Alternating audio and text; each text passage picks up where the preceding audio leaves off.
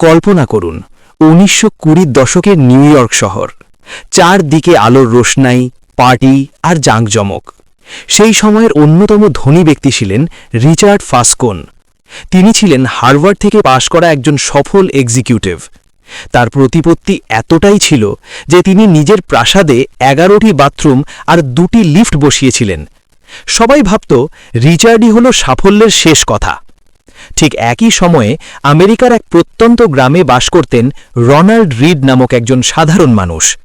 তিনি দীর্ঘ ২৫ বছর একটি গ্যাস স্টেশনে গাড়ি মেরামত করেছেন এবং ১৭ বছর ঝাড়ুদার হিসেবে কাজ করেছেন। তার জীবনে কোনো চাকচিক্য ছিল না কোনো বিলাসিতা। খেলার মোড় ঘুরে যাওয়া ২০০৮ সালের অর্থনৈতিক মন্দায় রিচার্ড ফাসকোন পুরোপুরি দেউলিয়া হয়ে যান। তার সেই বিশাল প্রাসাদ নিলামে ওঠে এবং তিনি কপর্দক শূন্য হয়ে পড়েন। অন্যদিকে ২০১৪ সালে যখন রনাল্ড রিড মারা যান, তখন সারা বিশ্ব অবাক হয়ে দেখে যে এই সাধারণ ঝাড়ুদার ব্যক্তিটি প্রায় ৮০ কোটি টাকার মানে $৮ মিলিয়ন সম্পদ রেখে গেছেন।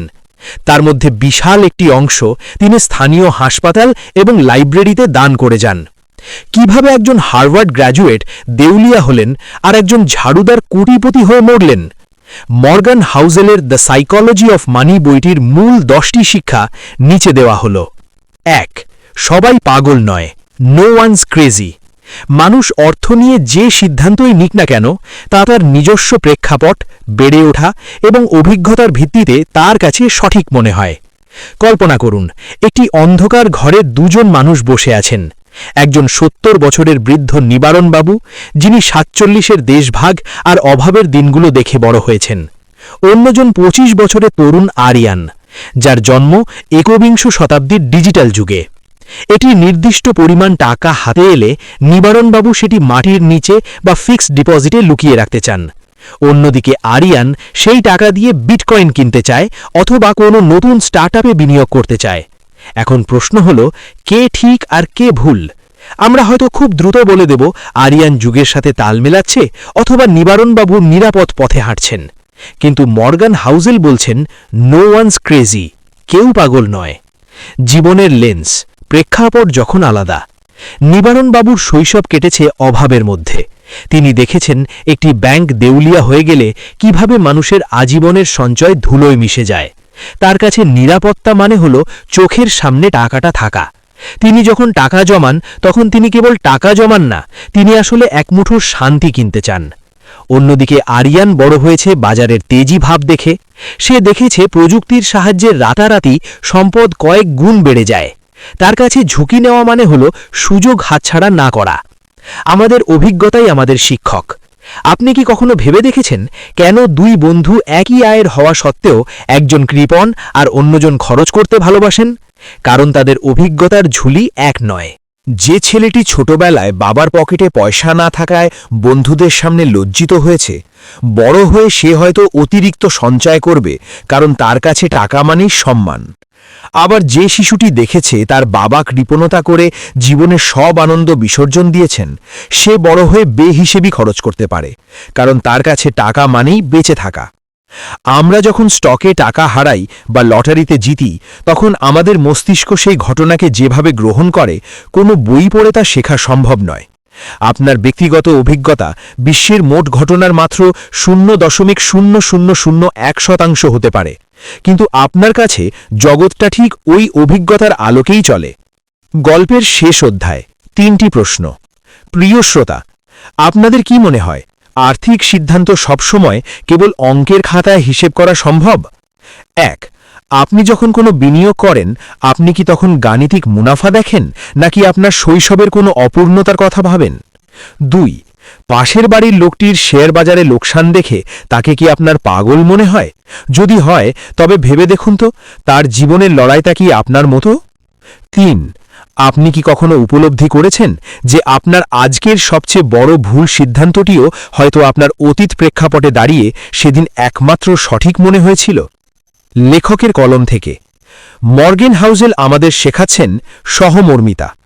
যখন কেউ তার জীবনের শেষ সম্বল যে লটারি কেনে, আমরা তাকে মূর্খ বলি, কিন্তু যে মানুষটির জীবনে হারানোর কিছু নেই এবং যার কাছে লটারি ছাড়া আর কোনোদিন বড়লোক হওয়ার রাস্তা নেই, তার চোখে ওই লটারি টিকিটটি কেবল একটি কাগজ নয়, ওটি হলো আশা।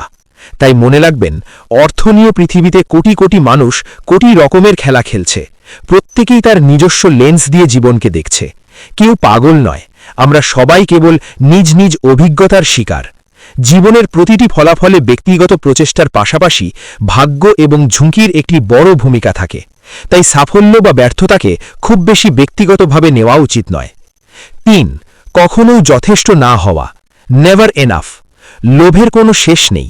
আপনার কতটুকু প্রয়োজন বা আপনার এনাফ পয়েন্ট কোনটি তা বুঝতে না পারলে আপনি বড় বিপদে পড়তে পারেন। ৪. চক্রবৃদ্ধি হারের জাদু, কম্পাউন্ডিং। বিনিয়োগে অসাধারণ দক্ষতার চেয়ে দীর্ঘ সময় ধরে টিকে থাকা বেশি গুরুত্বপূর্ণ।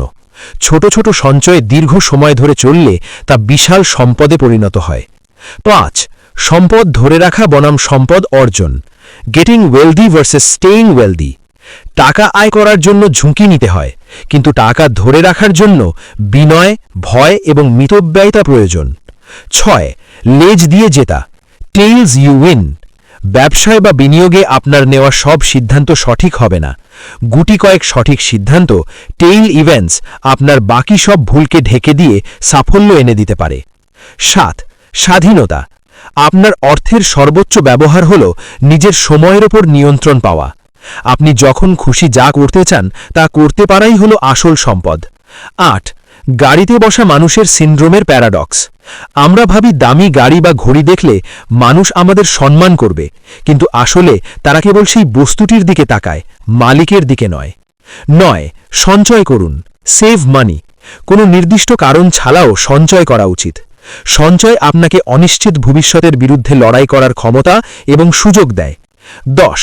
ভুল করার জায়গা রাখা, রুম ফর এরর। আপনার পরিকল্পনা সব সময় কাজ করবে না, তাই আর্থিক সিদ্ধান্তে সবসময় একটি মার্জিন অফ সেফটি বা ভুল হবার জায়গা রাখা জরুরি। দ্বিতীয় অধ্যায়, ভাগ্য ও ঝুঁকি, মুদ্রার এপিঠোপিঠ। কল্পনা করুন, প্রশান্ত মহাসাগরের বুকে এক বিশাল পালতোলা জাহাজ। সেই জাহাজে দুজন নাবিক আছেন, একজন অভিজ্ঞ ক্যাপ্টেন সমরেশবাবু আর অন্যজন টকবগে তরুণ নাবিক আকাশ। হঠাৎ মাঝ সমুদ্রে এক ভয়ঙ্কর ঘূর্ণিঝড় উঠল। সমরেশবাবু তার দীর্ঘ বছরের অভিজ্ঞতায় পাল নামিয়ে নিলেন, কম্পাস দেখলেন এবং অতি সাবধানে জাহাজ সামলালেন। অন্যদিকে আকাশ ঝড়ের তীব্রতা দেখে ভয় না পেয়ে ডেকে দাঁড়িয়ে পাগলের মতো লড়াই চালিয়ে গেল। ঝড় শেষে দেখা গেল সমরেশবাবুর জাহাজটি অক্ষত অবস্থায় বন্দরে পৌঁছাল, আর আকাশের জাহাজটি ডুবে গেল। এখন প্রশ্ন হল, সমরেশবাবু কি কেবল তার দক্ষতার কারণে বেঁচে ফিরলেন, আর আকাশ কি কেবল তার অযোগ্যতার কারণে ডুবে গেল? মর্গান হাউজেল বলছেন, উত্তরটি এত সহজ নয়। হতে পারে সমরেশবাবুর দিকে বাতাসের গতি অনুকূল ছিল, ভাগ্য, আর আকাশের দিকে ঢেউয়ের ঝাপটা ছিল অতি মানবীয়, ঝুঁকি। বিল গেটস বনাম কেন্ট ইভান্স, এক অদেখা গল্প। আমরা সবাই বিল গেটসের নাম জানি। ১৯৬৮ সালে যখন পৃথিবীতে কম্পিউটারের নামগন্ধ ছিল না, তখন আমেরিকার একটি স্কুলে, লেকসাইড স্কুলে, একটি কম্পিউটার কেনা হয়েছিল। সেই স্কুলে বিল গেটস পড়তেন। মর্গান হাউজেল একটি অঙ্ক কষে দেখিয়েছেন, সেই সময় সারা পৃথিবীতে হাই স্কুল পড়ুয়া ছাত্র ছিল প্রায় ৩০ কোটি। তার মধ্যে লেকসাইড স্কুলে পড়ার সুযোগ পেয়েছিল মাত্র ৩০০ জন। অর্থাৎ কোটি কোটি মানুষের ভিড়ে বিল গেটস সেই ৩০০ জনের একজন ছিলেন যাদের কাছে কম্পিউটার ছিল। একেই বলে ভাগ্য।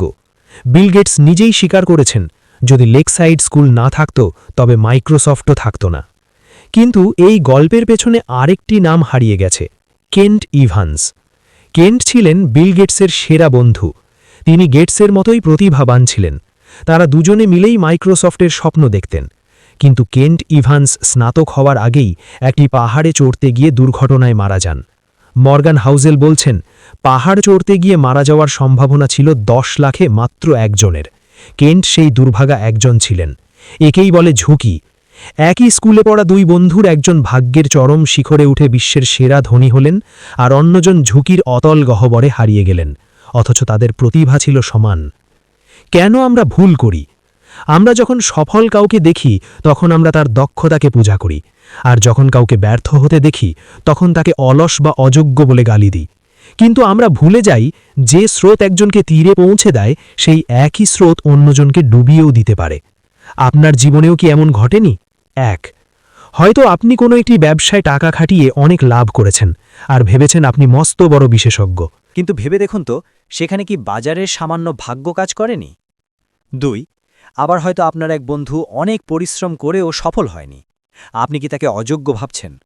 ভেবে দেখুন, হয়তো এমন কোনো ঝুঁকি তার সামনে এসেছিল যা আপনার সামনে আসেনি।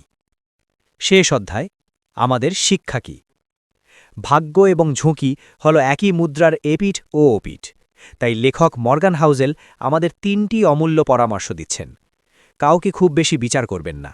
অন্যের ব্যর্থতাকে যেমন ঘৃণা করবেন না, নিজের সাফল্যকেও তেমনি কেবল নিজের কৃতিত্ব ভাববেন না। মনে রাখবেন, পৃথিবীটা আপনার একার নিয়ন্ত্রণে নেই। ব্যক্তির চেয়ে প্যাটার্ন খুঁজুন। কোনো একজন সফল মানুষের জীবনী অন্ধভাবে অনুসরণ করবেন না, বরং দেখুন অনেক সফল মানুষ মিলে কোন সাধারণ কাজটি করেছেন। কারণ একজন মানুষের সাফল্য ভাগ্য হতে পারে, কিন্তু অনেকের সাফল্য একটি পদ্ধতি। বিনয়ী হন। যখন ভালো সময় আসবে তখন মনে রাখবেন ভাগ্য আপনার সাথে আছে, আর যখন খারাপ সময় আসবে তখন জানবেন ঝুঁকি আপনার ওপর চেপে বসেছে। কোনোটিই চিরস্থায়ী নয়। প্রিয় পাঠক, পরের বার যখন আপনি কোনো বিনিয়োগ করবেন বা কোনো বড় সিদ্ধান্ত নেবেন, তখন আয়নার সামনে দাঁড়িয়ে নিজেকে কি এই প্রশ্নটি করবেন: আমি যা অর্জন করেছি তার কতটা আমার নিজের যোগ্যতায় আর কতটা কেবল সময়ের আশীর্বাদে? এই উপলব্ধিটি আপনাকে সত্যিকারের ধনী ও বিনয়ী মানুষে পরিণত করবে। এই বইটির পরবর্তী অধ্যায়ে আপনাদের সামনে তুলে ধরা হলো এই অধ্যায় কি আপনাকে এই বইটির ভেতরে আরও গভীরতায় পৌঁছাবে। 3 নম্বর পয়েন্ট, অর্থাৎ কখনো যথেষ্ট না হওয়া, এই অধ্যায়টি জীবনের এক কঠিন ধ্রুব সত্য। তৃতীয় অধ্যায় 3, কখনো যথেষ্ট না হওয়া, অতল গহ্বরের হাতছানি, নেভার এনাফ। গল্পটা শুরু করা যাক একটি বিলাসবহুল পার্টি দিয়ে। নিউ ইয়র্ক শহরের এক বিশাল প্রাসাদে আয়োজন করা হয়েছে এক জমকালো আড্ডা। সেখানে আমন্ত্রিত হয়েছেন বিংশ শতাব্দীর অন্যতম 2 সেরা লেখক, কার্ট ভেনেগট এবং জোসেফ হেলার। আড্ডার এক ফাঁকে ভেনেগট তার বন্ধু হেলারকে চুপি চুপি বললেন, জো, দেখছো এই পার্টির আয়োজককে? তিনি একজন হেজ ফান্ড ম্যানেজার। জানো, তিনি কেবল আজকের এই একদিনে যা আয় করেছেন তা তোমার লেখা কালজয়ী উপন্যাস ক্যাচ-22 এর পুরো জীবনের রয়্যালটির চেয়েও অনেক বেশি। জোসেফ হেলার একটুও বিচলিত না হয়ে শান্ত গলায় উত্তর দিলেন, তা হতে পারে, কিন্তু আমার কাছে এমন একটা জিনিস আছে যা ওর কোনো দিন থাকবে না। ভেনেগট অবাক হয়ে জিজ্ঞেস করলেন, সেটা কি? হেলার হাসি মুখে বললেন, যথেষ্টের বোধ, the knowledge that I have enough. এক অলিক মরিচিকা, যখন গোলপোস্ট সরতে থাকে। মর্গান হাউজেল আমাদের চোখে আঙুল দিয়ে দেখিয়েছেন যে আধুনিক জীবনের সবচেয়ে কঠিন কাজ হল গোলপোস্ট সরানো বন্ধ করা। কল্পনা করুন, আপনি একটি দৌড় প্রতিযোগিতায় নামলেন। নিয়ম হল 100 মিটার গেলেই আপনি জয়ী। কিন্তু আপনি যখন 99 মিটারে পৌঁছলেন তখন বিচারক বললেন, না, জয়ী হতে হলে আপনাকে 200 মিটার দৌড়াতে হবে। আবার যখন 190 মিটারে গেলেন তখন বলা হলো 300 মিটার। এই দৌড় কি কখনো শেষ হবে? আমরা আমাদের জীবনে ঠিক এই ভুলটাই করি। 5,000 টাকা বেতন হলে ভাবি 10,000 হলেই যথেষ্ট, কিন্তু 10,000 হওয়ার সাথে সাথেই আমাদের নজর যায় পাশের বাড়ির সেই মানুষটির দিকে যার বেতন 20,000। আমাদের যথেষ্টের সংজ্ঞা কেবল ওপরের দিকেই উঠতে থাকে। রজত গুপ্ত এবং এক ধ্বংসাত্মক লোভ। আসুন এবার এক বাস্তব এবং করুণ গল্পের দিকে তাকাই। রজত গুপ্তের নাম আপনারা হয়তো শুনেছেন। কলকাতার এক অনাথ ছেলে, যিনি নিজের মেধার জোরে হয়ে উঠেছিলেন বিশ্বের অন্যতম সেরা কনসালটেন্সি ফার্ম ম্যাকিনজির সিইও এবং গোল্ডম্যান স্যাক্সের ডিরেক্টর। 2008 সালের দিকে তার সম্পদের পরিমাণ ছিল প্রায় $100 মিলিয়ন, প্রায় 800 কোটি টাকা। সাধারণ মানুষের কাছে এই টাকা 7 জন্ম বসে খাওয়ার জন্য যথেষ্টেরও বেশি, কিন্তু রজত গুপ্তের কাছে তা ছিল না। তিনি চেয়েছিলেন বিলিয়নিয়ার বা ধনকুবের হতে। এই আরও চাই বা যথেষ্ট না হওয়ার নেশা তাকে পেয়ে বসল। তিনি গোল্ডম্যান স্যাক্সের বোর্ড মিটিংয়ের গোপন তথ্য সাজার বাজার ব্যবসায়ীদের পাচার করতে শুরু করলেন। ফল কি হল? তিনি ধরা পড়লেন। তার সম্মান, প্রতিপত্তি আর আজীবনের কষ্টার্জিত ইমেজ সব ধুলোয় মিশে গেল। তাকে জেলেও যেতে হল। কেন একজন $100 মিলিয়ন মালিক আরও কিছু বাড়তি টাকার লোভে নিজের সবটুকু বাজি ধরলেন? কারণ তার ডিকশনারিতে যথেষ্ট শব্দটি ছিল না। কেন যথেষ্ট বনা এত প্রয়োজন? মর্গান হাউজেল আমাদের সতর্ক করে বলছেন এমন কিছু জিনিস আছে যা টাকার চেয়েও দামি। সেগুলি হল সম্মান, স্বাধীনতা, পরিবার এবং মানসিক শান্তি। আপনি যদি এমন কিছুর জন্য আপনার এই অমূল্য সম্পদগুলো বাজি ধরেন যা আপনার আসলে প্রয়োজন নেই, তবে তা হবে চরম বোকামি।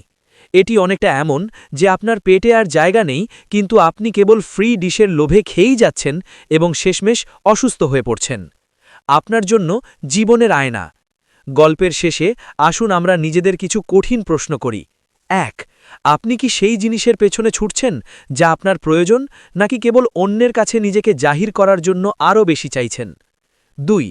আপনার আজকের এই মরণপন্ন দৌড় কি আপনার পরিবারের হাসি বা নিজের শান্তির সময়টুকু কেড়ে নিচ্ছে? ৩.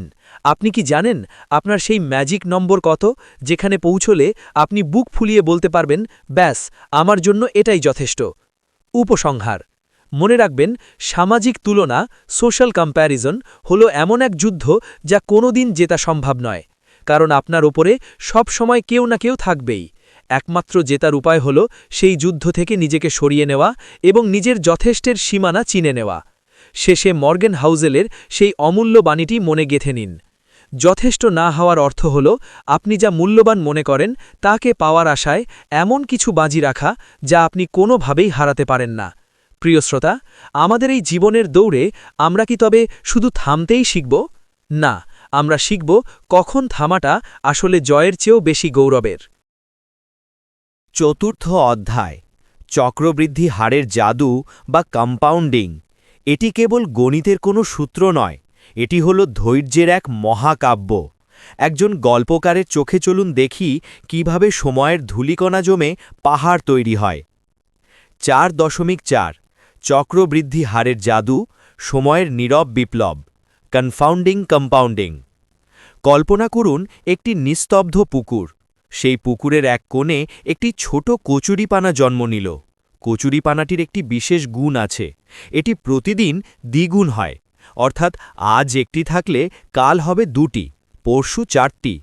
পুকুরটি সম্পূর্ণ ভরতে সময় লাগে 30 দিন। এখন প্রশ্ন হল, পুকুরটি অর্ধেক ভরতে কতদিন সময় লাগবে? সাধারণ বুদ্ধিতে আমাদের মনে হয় 15 বা 20 দিন, কিন্তু না, 29তম দিনেও পুকুরটি অর্ধেক খালি ছিল। 30তম দিনে গিয়ে হঠাৎ করে পুরো পুকুরটি সবুজে ঢেকে গেল। চক্রবৃদ্ধি হারের জাদু ঠিক এই রকমই।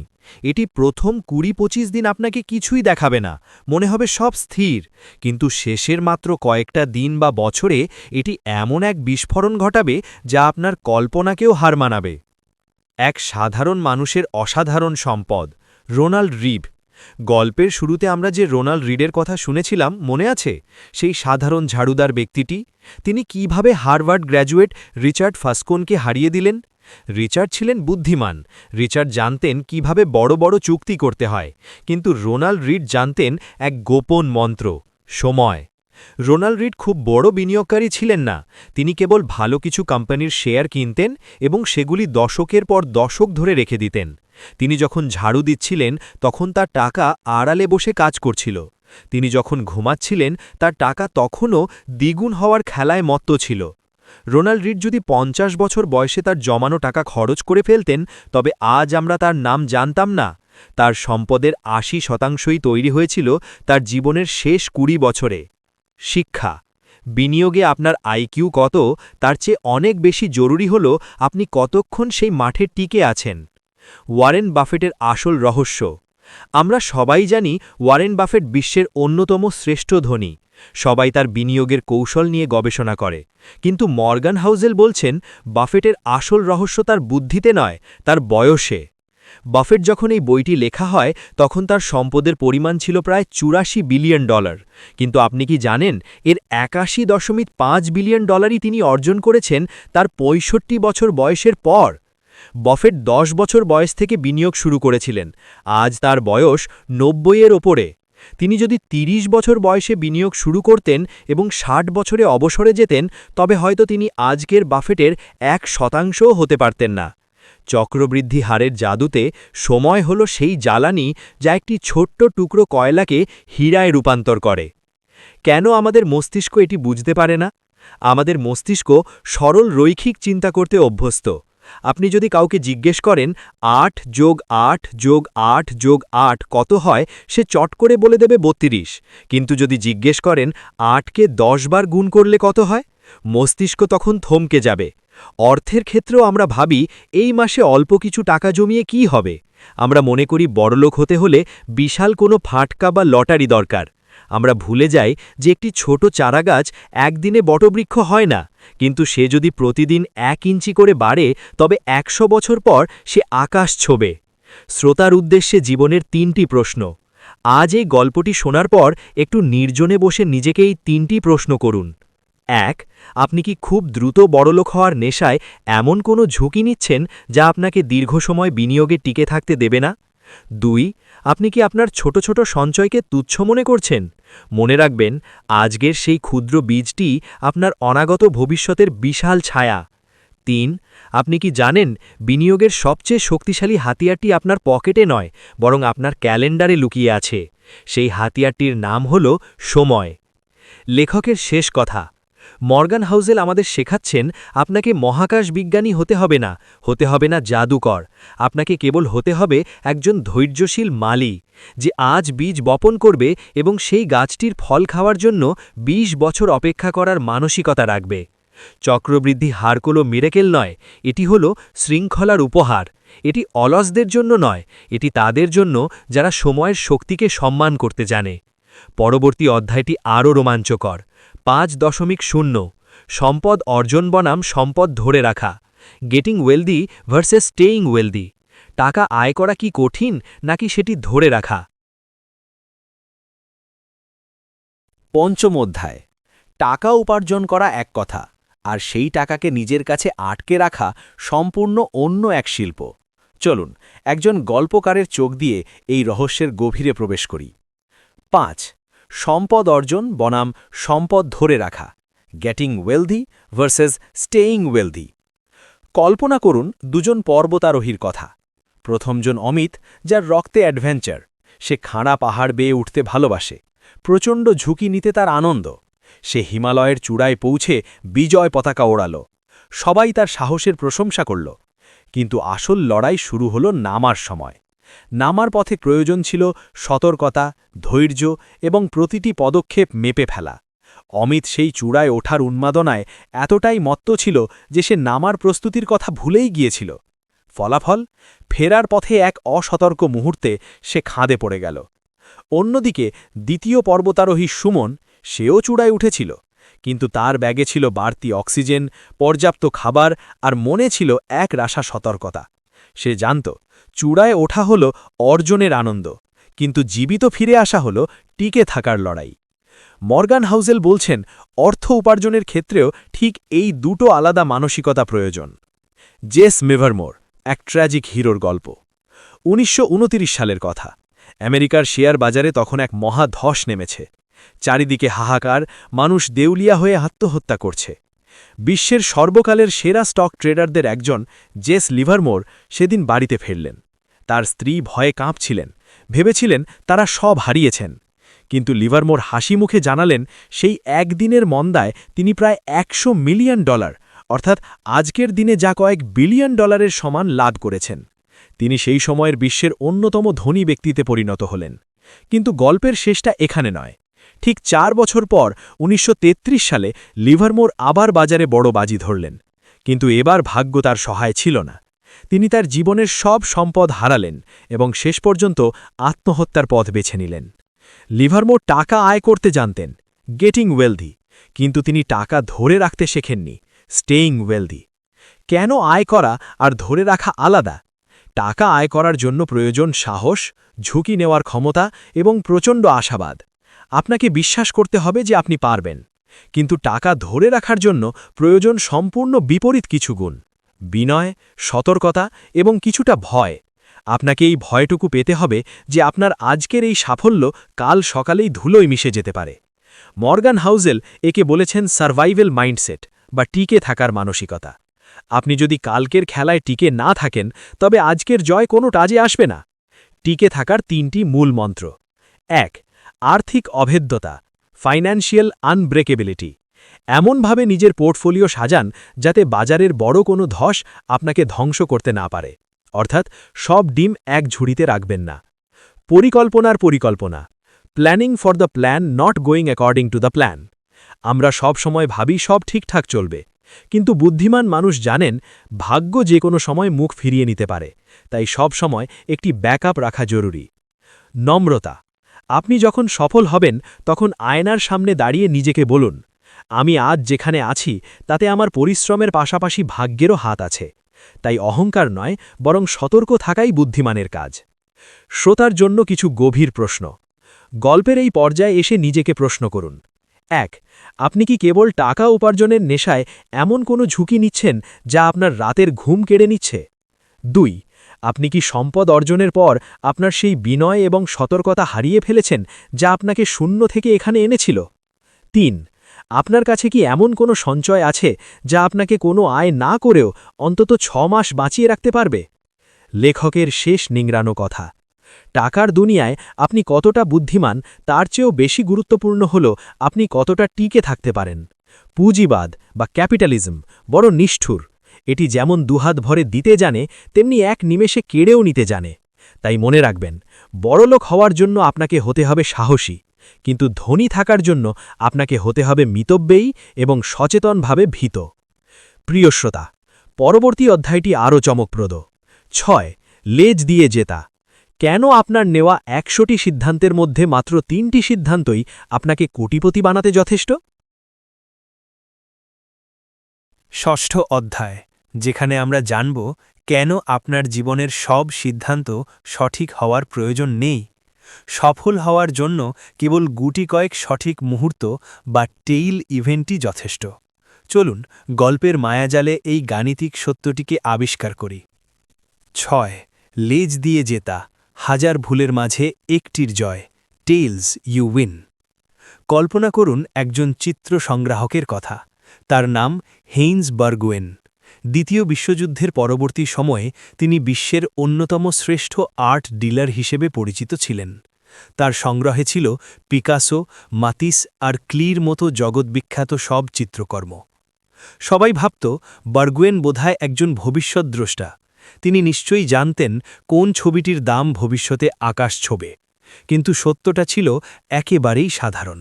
বার্গুয়েন একসাথে প্রচুর ছবি কিনতেন, তার মধ্যে ৯৫% ছবিই ছিল সাধারণ মানের। কিন্তু ওই যে বাকি ৫%, যাকে পরিসংখ্যানের ভাষায় বলা হয় লং টেল, সেই গুটি কয়েক ছবিই ছিল পিকাসো বা মাতিসের মাস্টারপিস। বাকি ৯৫% ভুল সিদ্ধান্তকে ওই ৫% সঠিক ছবি এমনভাবে ঢেকে দিয়েছিল যে তিনি হয়ে উঠলেন সর্বকালের সেরা সংগ্রাহক। মর্গান হাউজেল বলছেন, আপনি অর্ধেকের বেশি সময় ভুল সিদ্ধান্ত নিতে পারেন, তবুও আপনি বিপুল সম্পদের মালিক হতে পারেন। ওয়াল্ট ডিজনি এবং সেই একটি জাদুকরী ইঁদুর। ওয়াল্ট ডিজনির কথা ভাবুন। ১৯৩০-এর দশকের মাঝামাঝি সময়ে তিনি কয়েকশো ছোট ছোট কার্টুন তৈরি করেছিলেন। কিন্তু জানেন কি, তার বেশিরভাগই ব্যবসায়িক সাফল্য পায়নি। ডিজনি স্টুডিও ঋণের দায়ে ডুবে যাচ্ছিল। তারপর এলো ১৯৩৭ সাল। মুক্তি পেল Snow White and the Seven Dwarfs. এটি ছিল সেই টেইল ইভেন্ট। এই একটি সিনেমা প্রথম ৬ মাসেই $৮ মিলিয়ন আয় করল, যা সেই সময়ের হিসাবে ছিল অকল্পনীয়। এই একটি সিনেমার সাফল্য ওয়াল্ট ডিজনির আগের সব ব্যর্থতাকে মুছে দিল এবং ডিজনির সাম্রাজ্য খাড়া করে দিল। আপনার বিনিয়োগের পোর্টফোলিও বা জীবনের ক্যারিয়ার সবই চলে এই টেইল বা লেজের ওপর ভিত্তি করে। ভেঞ্চার ক্যাপিটালিস্টদের গোপন সত্য। আপনি কি জানেন সিলিকন ভ্যালির বড় বড় বিনিয়োগকারীরা কিভাবে কাজ করেন? তারা যদি ১০০টি স্টার্টআপে টাকা খাটান, তবে তার মধ্যে ৬৫টি পুরোপুরি লোকসান করে, ৩০টি কোনো মতে টিকে থাকে, আর মাত্র ৪ থেকে ৫টি কোম্পানি এমন অভাবনীয় সাফল্য পায়, যেমন গুগল বা ফেসবুক, যা দিয়ে আগের ৯৫টি কোম্পানির সব লোকসান তুচ্ছ হয়ে যায়। আমরা বাইরে থেকে শুধু ওই ৫টি কোম্পানির সাফল্য দেখি, কিন্তু পেছনের ৯৫টি ব্যর্থতাকে ভুলে যাই। শিক্ষা: সফল হওয়া মানে এই নয় যে আপনাকে সবসময় সঠিক হতে হবে। সফল হওয়া মানে হল যখন আপনি ভুল করছেন তখন যেন আপনি পুরোপুরি ধ্বংস হয়ে না যান, আর যখন আপনি সঠিক হচ্ছেন তখন যেন সেই সাফল্যটি বিশাল হয়। কেন আমরা ভেঙে পড়ি? আমাদের সমস্যা হলো আমরা যখন কোনো একটি বিনিয়োগে বা ব্যবসায় লোকসান করি তখন আমরা মনে করি আমরা ব্যর্থ। আমরা ভুলে যাই যে ব্যর্থতা হলো এই খেলার একটি অবিচ্ছেদ্য অংশ। আপনি যদি ১০০টি শেয়ার কেনেন তবে হয়তো ৮০টি আপনাকে মাঝারি রিটার্ন দেবে বা লোকসান করাবে, কিন্তু ওই বাকি ২০টি শেয়ার আপনার জীবন বদলে দেবে। প্রশ্ন হলো সেই ২০টি শেয়ারের দেখা পাওয়া পর্যন্ত কি আপনার ধৈর্য আছে? আপনার হৃদয়ের কাছে কিছু প্রশ্ন। ১. আপনি কি প্রতিটি ছোট ব্যর্থতায় মুষড়ে পড়ছেন? মনে রাখবেন, আজকের এই ব্যর্থতাটি হয়তো আপনার সেই বড় টেইল ইভেন্টের দিকে যাওয়ার সিঁড়ি মাত্র। ২. আপনি কি জানেন ওয়ারেন বাফেটের হাতে থাকা শত শত স্টকের মধ্যে মাত্র ১০-১২টি স্টক তাকে আজকের এই উচ্চতায় নিয়ে এসেছে? বাকিগুলো ছিল গড়পড়তা। ৩. আপনি কি নিজেকে সেই সুযোগটি দিচ্ছেন যেখানে একটি বড় সাফল্য আপনার হাজারটি ভুলকে ক্ষমা করে দিতে পারে? লেখকের কলম থেকে শেষ নির্যাস। প্রিয় শ্রোতা, জীবনটা অনেকটা ব্যাটিং করার মতো। আপনি হয়তো ১০ বার ব্যাটে বল লাগাতে পারবেন না, আউট হওয়ার উপক্রম হবে, কিন্তু যদি একবার ব্যাটের মাঝখানে বলটা লাগে এবং সেটা গ্যালারির বাইরে যায় তবে আগের সব ডট বল মানুষ ভুলে যাবে। তাই অর্থ বা কেরিয়ারের ক্ষেত্রে নিখুঁত হওয়ার চেষ্টা করবেন না, বরং টিকে থাকুন, চেষ্টা চালিয়ে যান, কারণ পরিসংখ্যান বলছে সেই বিশেষ মুহূর্ত বা লেজ একদিন আপনার হাতে ধরা দেবেই, আর সেদিনই আপনি হবেন প্রকৃত বিজয়ী। প্রিয় বন্ধু, পরবর্তী অধ্যায়টি আপনার আত্মার স্বাধীনতার কথা বলবে। ৭. স্বাধীনতা। কেন নিজের সময়ের উপর নিয়ন্ত্রণ পাওয়াই হল পৃথিবীর শ্রেষ্ঠ সম্পদ?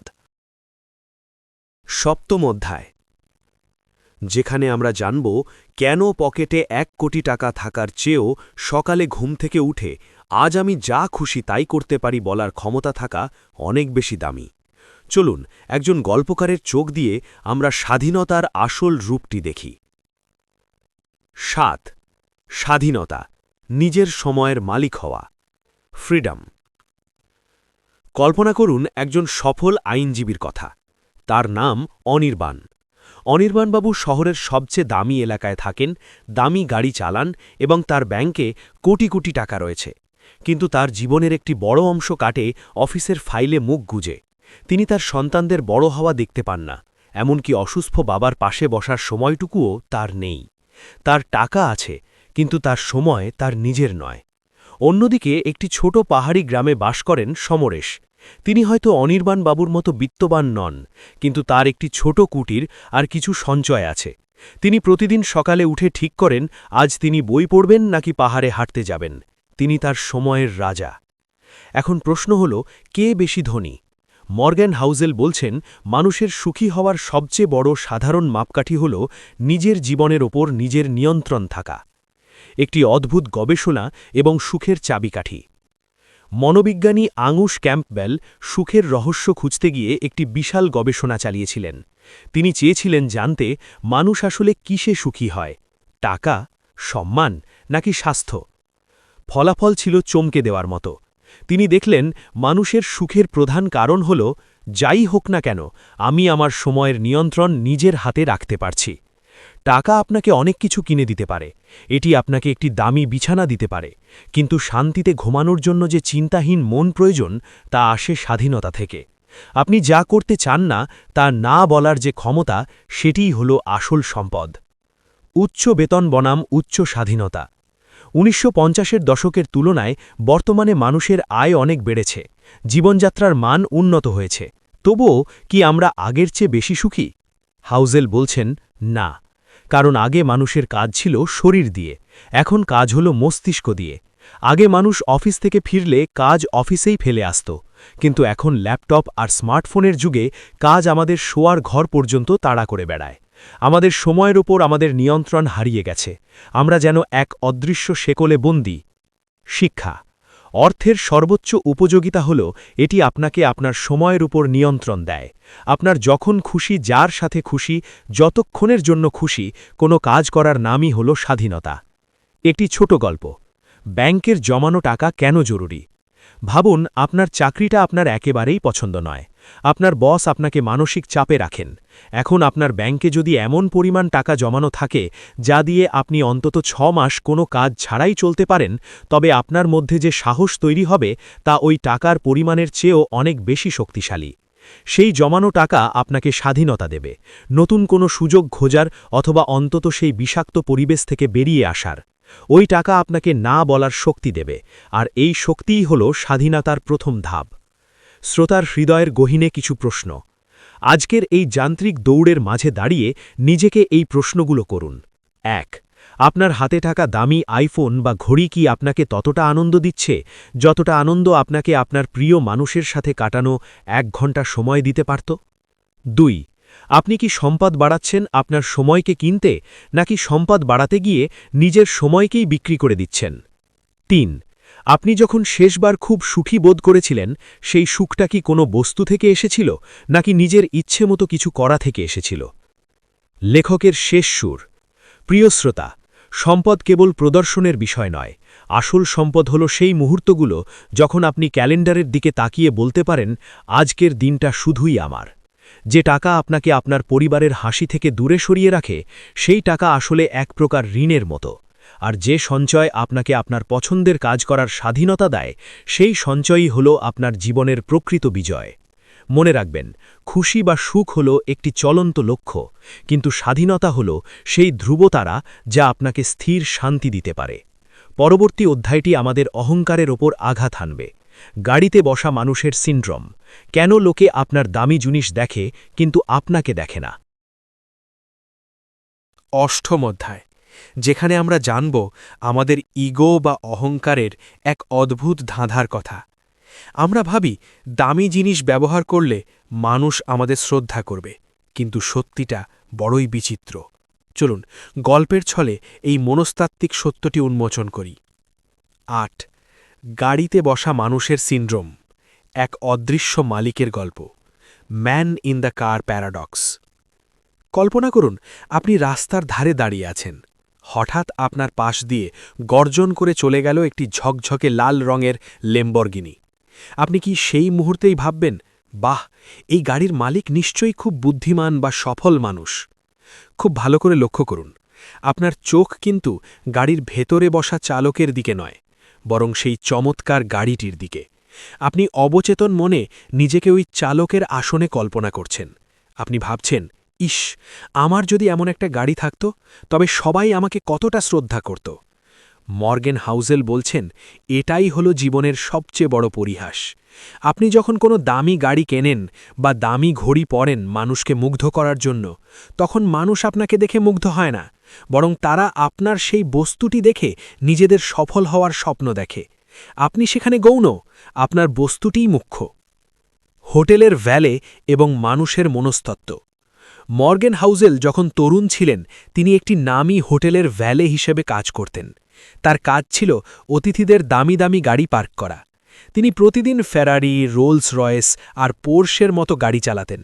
তিনি লক্ষ্য করলেন, গাড়ি থেকে যখন কোনো মালিক নামতেন, তিনি বুক ফুলিয়ে হাঁটতেন। তিনি ভাবতেন, সবাই তাকে দেখে অবাক হচ্ছে। কিন্তু হাউজেল বলছেন, আমি কোনোদিন সেই মালিকের দিকে তাকিয়ে দেখিনি যে তিনি কে। আমি শুধু দেখতাম গাড়িটা কত সুন্দর। মালিক ভাবছেন তিনি তার সম্পদ দিয়ে শ্রদ্ধা কিনছেন, কিন্তু আসলে তিনি সেই সম্পদে অন্যদের স্বপ্ন দেখার সুযোগ করে দিচ্ছেন মাত্র। শিক্ষা। আমরা সম্পদ খরচ করি মানুষের শ্রদ্ধা পাওয়ার জন্য, কিন্তু মানুষের মন বড় বিচিত্র।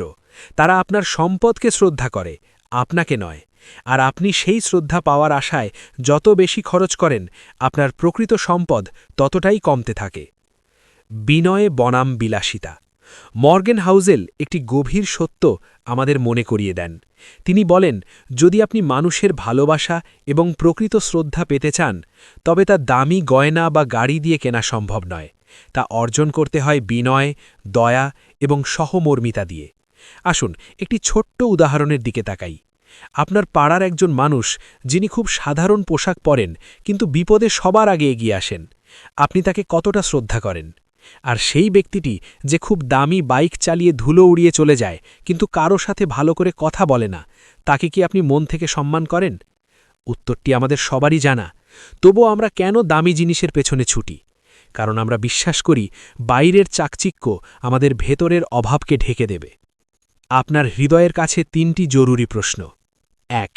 আপনি যে দামি পোশাক বা গ্যাজেটটি কেনার কথা ভাবছেন, সেটি কি আপনি নিজের আনন্দের জন্য কিনছেন নাকি কেবল পরিচিত কাউকে জমকে দেওয়ার জন্য? 2. আপনি কি কখনো ভেবে দেখেছেন আপনি যাদের মুগ্ধ করার চেষ্টা করছেন তারাও আপনার মতোই নিজেদের নিয়ে ব্যস্ত এবং আপনার অর্জনের চেয়ে আপনার বস্তুর প্রতিই তাদের বেশি আগ্রহ? 3. আপনি কি এমন কোনো সম্পদ গড়ে তুলছেন যা মানুষের চোখের সামনে প্রদর্শিত হয় না কিন্তু আপনার রাতের ঘুমকে প্রশান্ত করে? লেখকের শেষ সুর। প্রিয় শ্রোতা, সম্পদ হলো সেই জিনিস যা এখনও খরচ করা হয়নি, সেই জমানো টাকা যা ব্যাংকে আছে, তা আপনাকে সুযোগ দেয়, স্বাধীনতা দেয়। কিন্তু সেই টাকা দিয়ে যখন আপনি সির্ফ দেখানোর জন্য একটি দামি গাড়ি কেনেন, তখন আপনি আপনার স্বাধীনতাকে একটি জড় বস্তুর বিনিময়ে বিসর্জন দেন। লোকেরা আপনার গাড়ি দেখবে, কিন্তু আপনার বুদ্ধিকে নয়। লোকেরা আপনার প্রাসাদ দেখবে, কিন্তু আপনার চরিত্রকে নয়। তাই যদি প্রকৃত সম্মান পেতে চান, তবে সম্পদের প্রদর্শন কমিয়ে ব্যক্তিত্বের গভীরতা বাড়ান। পরবর্তী অধ্যায়টি আপনার ভবিষ্যতের রক্ষা কবচ। 9. সঞ্চয় করুন, সেভ মানি। কেন কোনো নির্দিষ্ট কারণ ছাড়াও টাকা জমানো উচিত? নবম অধ্যায়, যেখানে আমরা জানব সঞ্চয় করা মানে কেবল টাকা জমানো নয়, বরং নিজের ভবিষ্যতের জন্য সুযোগ আর অপেক্ষা কিনে রাখা। চলুন গল্পের জাদুকরী ছোঁয়ায় এই সাধারণ বিষয়ের অসাধারণ সত্যটি খুঁজে বের করি। 9. সঞ্চয় করুন, অদৃশ্য সম্পদের শক্তি, সেভ মানি। কল্পনা করুন এক গভীর অরণ্যের প্রান্তে দুজন কাঠুরিয়া বাস করেন। প্রথমজনের নাম বিকাশ আর দ্বিতীয়জন বিমল। বিকাশ প্রতিদিন বনের কাঠ কেটে বাজারে বিক্রি করেন এবং সেই টাকায় দামি খাবার, নতুন পোশাক আর শৌখিন জিনিস কিনে ফেলেন। তিনি মনে করেন আজকের দিনটাই আসল, কালকে দেখেছে। অন্যদিকে বিমলও একই পরিশ্রম করেন, কিন্তু তিনি প্রতিদিনের আয়ের একটি ক্ষুদ্র অংশ মাটির কলসিতে জমিয়ে রাখেন। বিমলের কোনো নির্দিষ্ট লক্ষ্য নেই, তিনি জানেন না এই টাকা দিয়ে তিনি কি করবেন। তিনি কোনো ঘর বানানোর জন্য বা দামি হাতি কেনার জন্য জমাচ্ছেন না, তিনি জমাচ্ছেন কারণ তিনি জানেন অরণ্যের আবহাওয়া সবসময় এক থাকে না। হঠাৎ একদিন অরণ্যে ভয়াবহ দাবানল ছড়িয়ে পড়ল। কাঠ কাটা বন্ধ হয়ে গেল। বিকাশ নিরুপায় হয়ে পড়লেন, কারণ তার পকেটে যা ছিল তা তিনি ভোগবিলাসে উড়িয়ে দিয়েছেন। কিন্তু বিমলের সেই কলসি ভর্তি সঞ্চয় তাকে কেবল খাবার দিল না, তাকে সেই সুযোগ দিল যাতে তিনি শান্ত মাথায় অন্য কোনো কাজ বা অন্য কোনো গ্রামে যাওয়ার পরিকল্পনা করতে পারেন। মর্গ্যান হাউজেল বলছেন, সঞ্চয় করার জন্য কোনো বিশেষ কারণের প্রয়োজন নেই, সঞ্চয় করুন স্রেফ সঞ্চয় করার জন্যই। অদৃশ্য সম্পদ বনাম দৃশ্যমান খরচ। আমরা সাধারণত সম্পদ বলতে কি বুঝি? আমরা ভাবি যার বড় বাড়ি আছে বা যার গ্যারেজে দামি গাড়ি আছে সেই সম্পদশালী। কিন্তু হাউজেল এক চমৎকার সংজ্ঞা দিয়েছেন। তিনি বলছেন, সম্পদ হলো সেই জিনিস যা আপনি এখনও খরচ করেননি। সম্পদ হলো সেই হিরে যা আপনার পকেটে আছে কিন্তু আপনি কাউকে দেখাননি। এটি হলো সেই অপ্রদর্শিত ক্ষমতা যা আপনাকে জীবনের কঠিন সময়ে না বলার শক্তি দেয়। আপনি যখন একটি দামি গাড়ি না কিনে সেই টাকাটা জমিয়ে রাখেন, তখন আপনি আসলে একটি গাড়ি হারান না, বরং ভবিষ্যতে অনেকগুলো দিন নিজের মতো করে বাঁচার স্বাধীনতা অর্জন করেন। সঞ্চয় কেন কেবল অঙ্কের হিসাব নয়? অনেকেই বলেন, ব্যাংকে টাকা রেখে কি হবে, মুদ্রাস্ফীতি তো সব খেয়ে ফেলবে, তার চেয়ে বিনিয়োগ করাই ভালো। তাত্ত্বিকভাবে এটি সঠিক হতে পারে, কিন্তু জীবনের বাস্তবতায় লিকুইড ক্যাশ বা জমানো নগদ টাকা হলো একটি বীমার মতো। এটি আপনাকে কোনো বিশেষ লভ্যাংশ দেবে ঠিকই, কিন্তু এটি যা আপনাকে দেবে তার নাম হলো পিস অফ মাইন্ড বা মনের শান্তি। যখন আপনার কাছে যথেষ্ট সঞ্চয় থাকে, তখন আপনি বাজারের মন্দায় ভয় পান না, আপনি চাকরির বাজারে অপছন্দের বসের সামনে মাথা নত করেন না। এই যে আত্মবিশ্বাস, এটি কোনো মিউচুয়াল ফান্ড বা শেয়ার বাজার আপনাকে দিতে পারবে না। শিক্ষা, সঞ্চয় হলো অনিশ্চিত ভবিষ্যতের বিরুদ্ধে আপনার কেনা একটি ঢাল। পৃথিবীটা অনিশ্চিত, আর সেই অনিশ্চয়তাকে জয় করার একমাত্র অস্ত্র হল আপনার সঞ্চয়। আপনার বিবেকের কাছে কিছু প্রশ্ন। 1. আপনি কি কেবল কোনো বড় কেনাকাটা বা উৎসবের কথা ভেবে সঞ্চয় করেন, নাকি ভবিষ্যতের কোনো অজানাকে মোকাবিলা করার জন্য প্রস্তুত থাকেন? 2. আপনি কি জানেন আপনার প্রকৃত সম্পদ আপনার আলমারিতে থাকা দামি পোশাক নয়, বরং আপনার ব্যাংকে থাকা সেই অলস পড়ে থাকা টাকাটি যা এখনও খরচ হয়নি? 3. আপনি কি নিজের ইগো বা অহংকারকে একটু কমিয়ে সঞ্চয়ের হার বাগাতে পারেন? কারণ হাউজেল বলছেন, সঞ্চয় ইকুয়ালস টু আপনার আয় মাইনাস আপনার ইগো। লেখকের শেষ সুর। প্রিয় শ্রোতা, সঞ্চয় হলো অনেকটা অক্সিজেনের মতো। ঘরে যতক্ষণ অক্সিজেন থাকে আমরা তার গুরুত্ব বুঝি না, কিন্তু যে মুহূর্তে টান পড়ে তখন বোঝা যায় এটি কতটা জরুরি ছিল। টাকা জমানোর জন্য কোনো মহৎ উদ্দেশ্যের অপেক্ষা করবেন না, আজ থেকেই সামান্য কিছু হলেও সরিয়ে রাখুন, কারণ সেই জমানো টাকাটিই একদিন আপনাকে বলবে, ভয় নেই, আমি আছি তো। বইয়ের শেষ শিক্ষাটি হতে চলেছে আপনার জীবনের সবচেয়ে বড় সুরক্ষা কবচ। 10. ভুল করার জায়গা রাখা, রুম ফর এরার। কেন আপনার নিখুঁত পরিকল্পনার মাঝেও একটি ফাঁক রাখা জরুরি। 10ম অধ্যায়, যেখানে আমরা জানব জীবনের ক্যালকুলেটর সবসময় সঠিক উত্তর দেয় না। আমাদের নিখুঁত পরিকল্পনার মাঝেও কেন কিছুটা অনিশ্চয়তা বা ভুলের জায়গা রাখা প্রয়োজন, আজ সেই গল্পই বলব। 10. ভুল করার জায়গা রাখা, জীবনের সুরক্ষা কবচ, রুম ফর এরার। কল্পনা করুন একটি বিশাল সেতুর কথা। ইঞ্জিনিয়াররা যখন একটি সেতু তৈরি করেন তখন তারা জানেন যে এই সেতুটির ওপর দিয়ে সর্বোচ্চ হয়তো 10 টনের ট্রাক চলাচল করবে, কিন্তু তারা কি সেতুটি ঠিক 10 টন সইবার ক্ষমতা দিয়েই বানান? না, তারা সেতুটি এমনভাবে তৈরি করেন যাতে সেটি অন্তত 30 টন ওজন সহ্য করতে পারে। কেন? কারণ হতে পারে কোনোদিন ভুল করে অনেক বেশি ওজনের গাড়ি উঠে পড়ল, অথবা কোনো প্রাকৃতিক দুর্যোগে সেতুর উপর বাড়তি চাপ তৈরি হল। এই যে বাড়তি 20 টনের সুরক্ষা স্তর, একে বিজ্ঞানের ভাষায় বলা হয় মার্জিন অফ সেফটি, আর মর্গান হাউজেল একেই বলছেন ভুল করার জায়গা রাখা।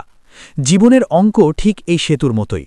আপনি যতই নিখুঁত হিসাব করুন না কেন, জীবন আপনাকে এমন কিছু চ্যালেঞ্জ ছুড়ে দেবে যার জন্যে আপনি মোটেই প্রস্তুত ছিলেন না।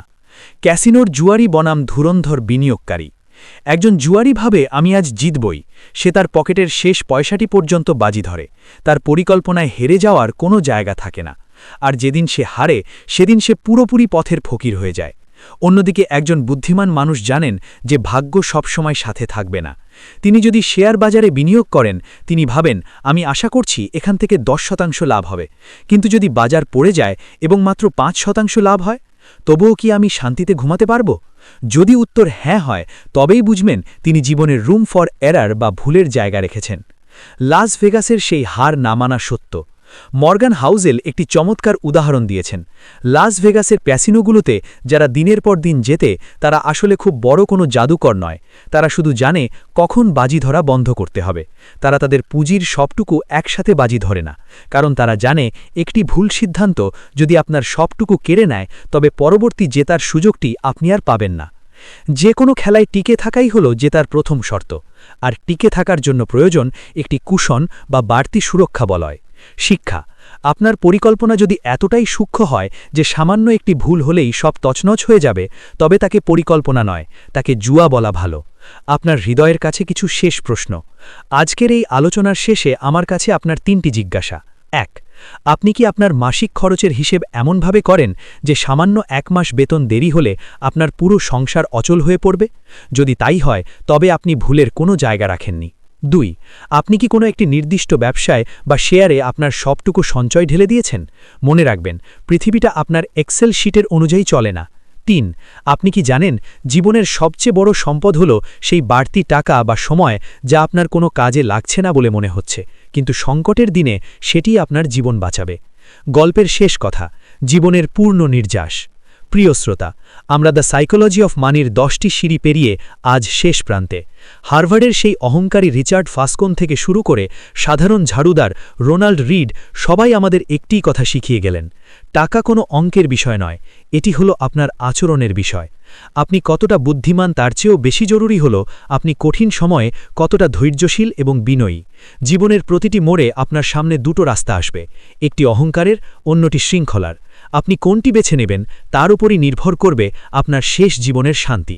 সবশেষে একটি কথাই মনে রাখবেন, টাকার আসল সার্থকতা আপনার দামি পোশাকে নয়, বরং আপনার ঘুমন্ত রাতের নিশ্চিন্ত নিঃশ্বাসে। প্রিয় বন্ধু, আর্থিক মনস্তত্ত্বের এই দীর্ঘ পথচলায় আপনি আমার সঙ্গী ছিলেন। এই 10টি অধ্যায়ের মধ্যে কোনোটি আপনার জীবনকে সবচেয়ে বেশি নাড়া দিয়েছে? পুরো বইটির নির্যাস বা বুক সামারি আমি এমনভাবে সাজিয়ে দিচ্ছি যেন এটি একটি ছোট রূপকথার মতো আপনার কানে বাজে, এবং এর প্রতিটি কথা আপনার প্রতিদিনের পথচলায় ধ্রুবতারার মতো কাজ করে। দ্য সাইকোলজি অফ মানি, জীবনের 10টি মন্ত্র, এক নজরে। প্রিয় শ্রোতা, এতক্ষণ আমরা যে দীর্ঘ পথ পাড়ি দিলাম, চলুন তাকে একটি ছোট পকেটে ভরে ফেলি। এই বইটি আমাদের শেখায় যে অর্থের খেলাটি মগজের চেয়ে বেশি হৃদয়ের আর আচরণের। যদি আপনি আপনার অভ্যেস বদলে ফেলতে পারেন তবে আপনার ভাগ্যও বদলে যেতে বাধ্য। এখানে রইল সেই 10টি জাদুকরী শিক্ষার নির্যাস। ১. সবাই পাগল নয়। অর্থ নিয়ে মানুষের প্রতিটি সিদ্ধান্ত তার অতীত অভিজ্ঞতার ফসল, তাই কাউকে বিচার করবেন না, নিজের প্রেক্ষাপট বুঝুন। ২. ভাগ্য আর ঝুঁকি। জীবনে সফল হলে বিনয়ী হন, আর ব্যর্থ হলে ভেঙে পড়বেন না। মনে রাখবেন, পর্দার আড়ালে ভাগ্য আর ঝুঁকি সব সময় কাজ করে। ৩. কখনো যথেষ্ট না হওয়া। লোভের কোনো শেষ নেই। নিজের শান্তির জন্য একটি এনাফ বা সীমানা টানতে শিখুন, না হলে গোলপোস্ট সারা জীবন সরতেই থাকবে। ৪. চক্রবৃদ্ধির জাদু। বিনিয়োগে আপনার বুদ্ধির চেয়ে বেশি শক্তিশালী আপনার ধৈর্য আর সময়। ছোট সঞ্চয়কে বড় হওয়ার সময় দিন। ৫. টিকে থাকাই আসল জয়। টাকা আয় করার চেয়েও বেশি জরুরি হল টাকা ধরে রাখা। বড়লোক হওয়ার জন্য সাহস লাগে, কিন্তু ধনী থাকার জন্য লাগে বিনয়ী আর সতর্কতা। ৬. ভুল করার অধিকার। আপনার নেওয়া সব সিদ্ধান্ত সঠিক হবে না, আর তার প্রয়োজনও নেই। গুটি কয়েক সঠিক সিদ্ধান্তই আপনার সব ভুলকে ঢেকে দেওয়ার জন্য যথেষ্ট। ৭. আসল সম্পদ হল স্বাধীনতা। পকেটে টাকা থাকার আসল মানে হল সকালে উঠে নিজের ইচ্ছে মতো সময় কাটানোর ক্ষমতা। সময়ের মালিক হওয়াই হল প্রকৃত বিত্তবান হওয়া। ৮. অহংকার বর্জন করুন। মানুষ আপনার দামি গাড়ি বা ঘড়ি দেখে মুগ্ধ হতে পারে, কিন্তু তারা আপনাকে নয়, বরং বস্তুটিকেই শ্রদ্ধা করে। প্রকৃত সম্মান আসে আপনার চরিত্র থেকে। ৯. অদৃশ্যের জন্য সঞ্চয়। কোনো কারণ ছাড়াই টাকা জমান। এই জমানো টাকা আপনাকে ভবিষ্যতের অনিশ্চয়তা থেকে বাঁচাবে এবং নতুন সুযোগ দেবে। ১০. Margin of safety. আপনার পরিকল্পনায় সবসময় কিছুটা ভুলের জায়গা রাখুন, কারণ পৃথিবীটা আপনার ছক অনুযায়ী চলবে না, আর সেই খামখেয়ালি সময়ে আপনার এই বাড়তি সুরক্ষাই আপনাকে বাঁচিয়ে রাখবে। লেখকের শেষ নিবেদন। প্রিয় বন্ধু, টাকা কেবল পকেটে রাখার জন্য নয়, এটি হল মনের ভার কমানোর জন্য। যে টাকা আপনাকে রাতে নিশ্চিন্তে ঘুমোতে দেয় না, সেই টাকা আসলে সম্পদ নয়, তা হল আপদ। আর যে সামান্য সঞ্চয় আপনাকে সকালে পাখির ডাকে ঘুম থেকে উঠে নিজের পছন্দের কাজ করার সাহস দেয়, সেটিই হল আপনার জীবনের শ্রেষ্ঠ রিটার্ন। এই অডিও বুকটি যখন শেষ হচ্ছে, তখন কান থেকে হেডফোনটা খোলার সাথে সাথে মনে মনে নিজেকে একটি প্রতিশ্রুতি দিন। আমি টাকার পিছনে অন্ধের মতো ছুটব না, বরং টাকাকে আমার জীবনের সেবক বানিয়ে তুলব। আজ থেকে আপনার জীবনের গল্পের কলমটা আপনার নিজের হাতে। আপনার সিদ্ধান্ত হোক বিনয়ী, আর আপনার ভবিষ্যৎ হোক স্বাধীন। আমাদের এই অডিও বুক সামারিটি যদি আপনাদের ভালো লেগে থাকে এবং এটি যদি আপনার ভাবনার জগতে সামান্যতম পরিবর্তন আনতে পারে, তবে ভিডিওটিতে একটি লাইক দিয়ে আমাদের উৎসাহিত করুন। আমাদের এই নিরন্তর পথ চলায় আপনার অংশগ্রহণ অত্যন্ত মূল্যবান। এই ধরনের আরও শিক্ষামূলক ও অনুপ্রেরণাদায়ক অডিও বুক সামারি নিয়মিত পেতে আমাদের চ্যানেলটি সাবস্ক্রাইব করে পাশে থাকুন এবং বেল আইকনটি প্রেস করে দিন। আমাদের এই ক্ষুদ্র প্রয়াসটির সাথে থাকার জন্য আপনাদের জানাই অশেষ ধন্যবাদ। ভালো থাকুন, সুস্থ থাকুন। আপনার দিনটি শুভ হোক।